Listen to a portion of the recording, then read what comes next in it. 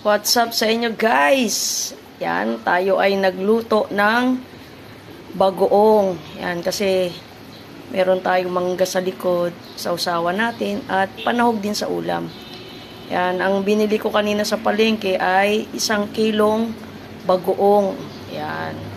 Tapos, syempre, sinahugan natin ng konting taba. O sibuyas, bawang, at may sili. Yan, special yan guys. 1 kilo yan, tapos kalahating kilong asukal na pula. Tapos meron tayong secret ingredients. Yan. Ilagyan na rin pala natin to ng konting suka para pang-stock. Medyo tumagal. Yan guys. Walaan nyo kung ano to.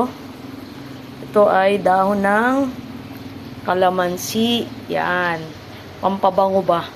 Ayan no, naamoy ko na yung bango niya. Para merong aroma. Yan guys. Sarap nito. Tapos mangga.